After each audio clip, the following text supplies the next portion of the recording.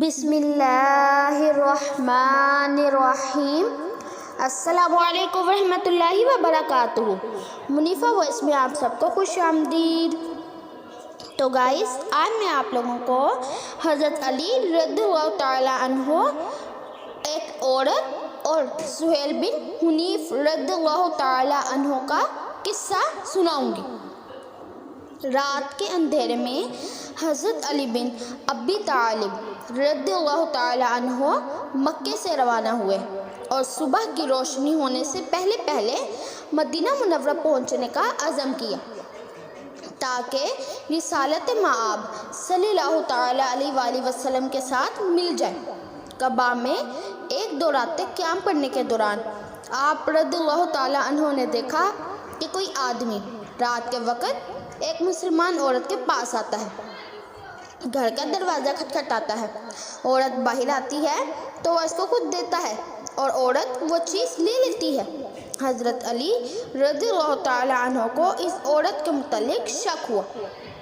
اس سے پوچھا، اے خدا کی بندی، یہ آدمی کون ہے جو ہر شب تیرے گھر کے دروازے پر آ کر دستک دیتا ہے اور تو باہر نکلتی ہے اور وہ پھر تجھے کچھ دے کر چلا جاتا ہے؟ میں اس آدمی کو نہیں جانتا، لیکن تم تو ایک مسلمان عورت ہو اور تمہارا خاوند بھی نہیں ہے۔ اس عورت نے کہا کہ وہ سہیل بن حنیف بن وہاب رضی اللہ تعالیٰ عنہ ہیں۔ انہیں علم ہے کہ میں ایک ایسی عورت ہوں اور میرا اور کوئی نہیں ہے۔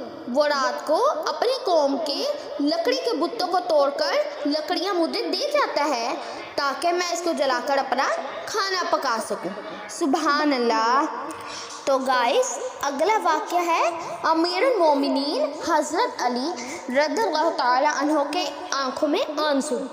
امیر المومنین علی بن ابی طالب رضی اللہ تعالیٰ عنہ پرانے بوسیدہ کپڑے پہنے شکستہ حال میں بیٹھے ہوئے تھے اور ذکر و تسبیح میں مشغول تھے کہ ابو مریم ایک غلام حاضر خدمت ہوئے اور دو زینوں بیٹھ کر عرض کیا، یا امیر المومنین، میں آپ رضی اللہ تعالیٰ عنہ کے پاس اپنی ایک درخواست لے کر آیا ہوں۔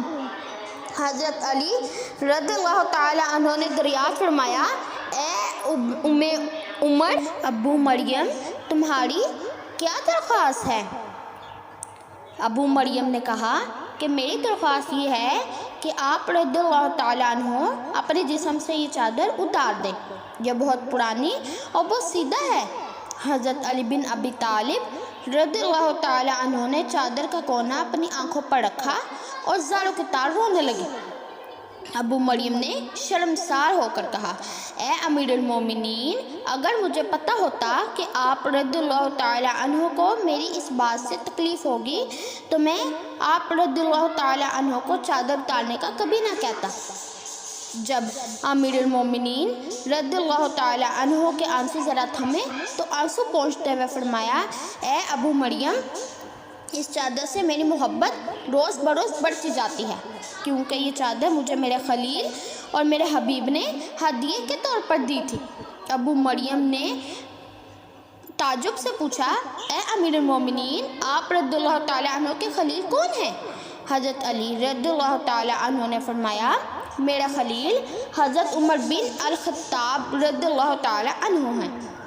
بلا شبہ حضرت عمر رضی اللہ تعالیٰ عنہ اللہ کے ساتھ مخلص تھے، اللہ تعالیٰ نے بھی ان کے ساتھ بھلائی کی۔